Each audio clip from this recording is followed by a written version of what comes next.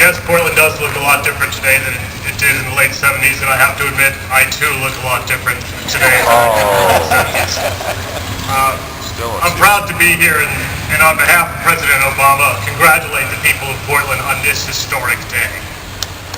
You know, the majority of the money for this project, this $575 million project, about 60% of it came from the Federal Transit Administration. It came from federal tax dollars for all Americans.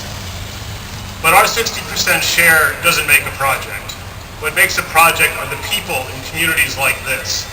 All the people that take something from a concept to operational service. And we're talking about the mayors, the laborers, the engineers, the advocates for the disabled, the board members of TriMet, the Metro Council, PBC, Portland State University, the suppliers, I think importantly, the business owners of this community who came together and agreed to tax themselves for a better transit mall to serve their businesses.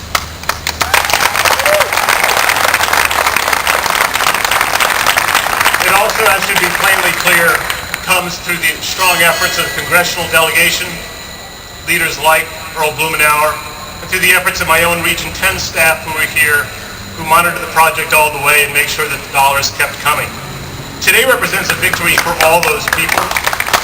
And as your Federal Transit Administrator, I really couldn't be prouder to congratulate you on behalf of the President on your victory.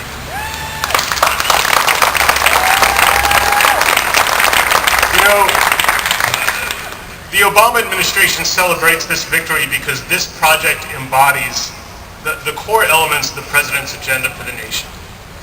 It's going to reduce greenhouse gas emissions, it's going to reduce our dependence on foreign oil, and it's going to make an already livable city that much more livable. This really embodies the President's vision for more livable communities. It links a major education and employment center, this great university, to the light rail system. It's going to make those trips quicker and cleaner for everybody.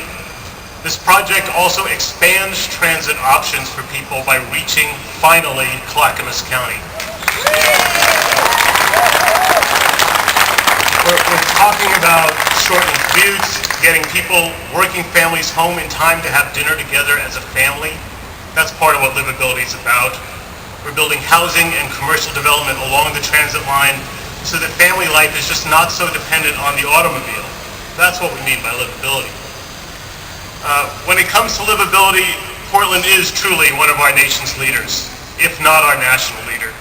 You know, at the FTA, we have communities that look to us for leadership at the federal level to convince them of the benefits of transit, of the benefits of good land use planning, and what their community can gain from a transit investment. Really, when it comes to Portland, you lead us. We end up spending and sending a whole lot of information, a lot of studies, a lot of things to reflect on to other cities. A lot of those we're just taking from Portland, putting an FTA stamp on it and mailing it right back out.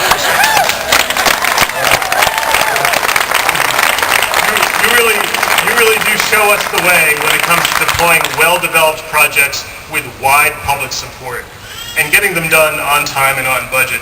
You all have a lot to be proud of. I couldn't help but note, I've been in town now for about 12 hours.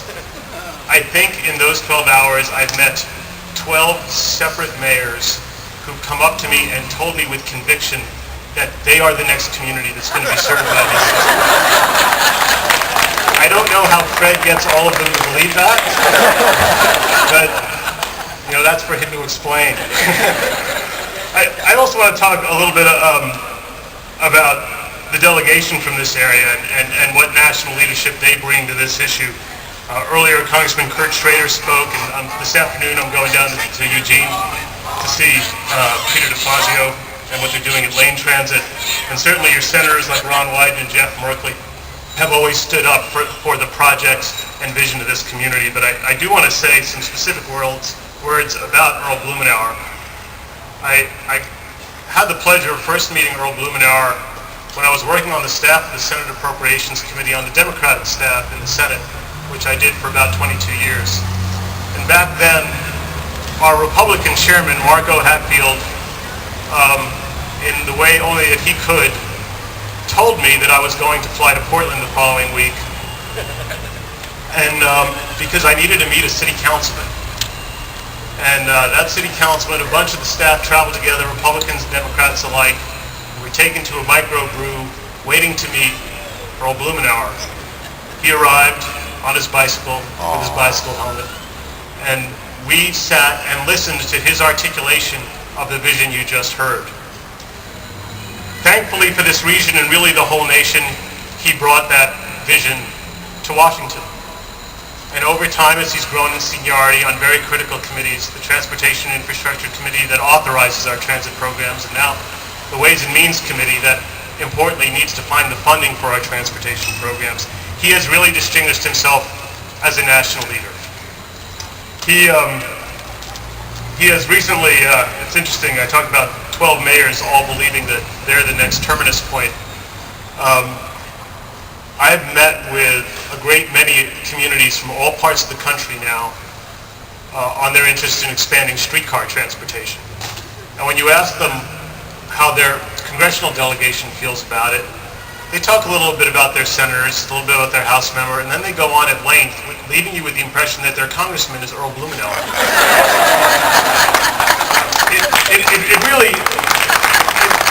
is what leadership is all about.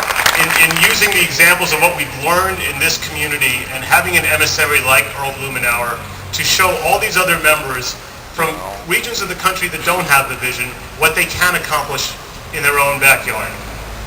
So I just want to say that I just want to take a moment to commend that leadership. It's a form of patriotism that we rarely recognize, and I want to thank him for all of his efforts.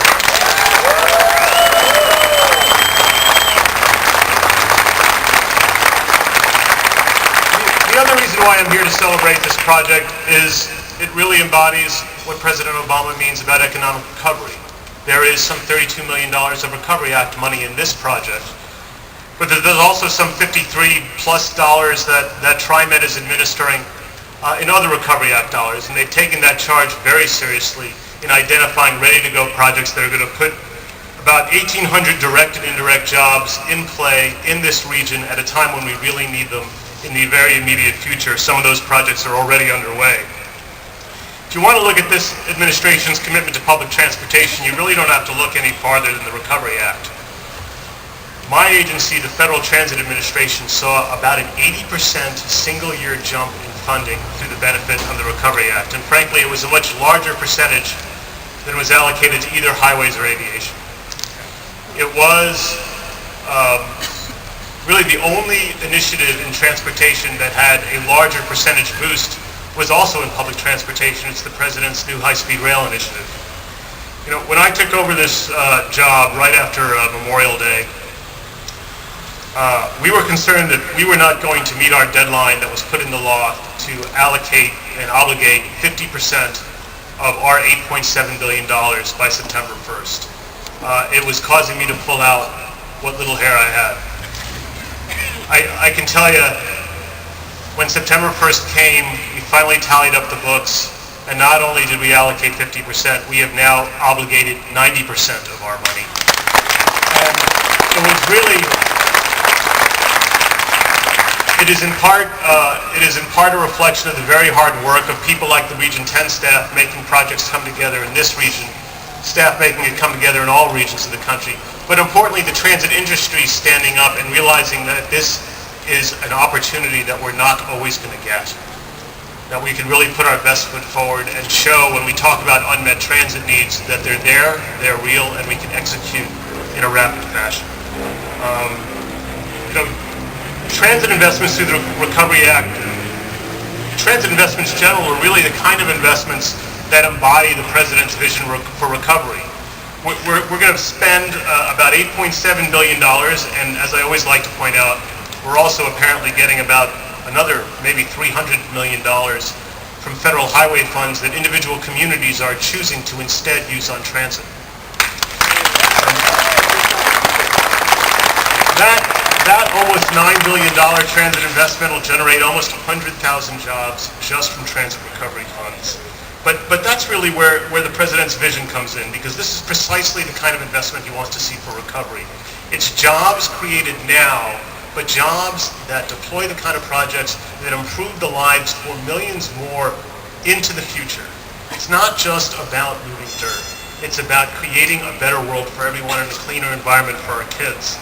So I really couldn't be prouder to congratulate you on this victory, and all I can say is I don't know which one of those 12 mayors is going to win the sweepstakes, but I look forward to coming back and celebrating that victory then.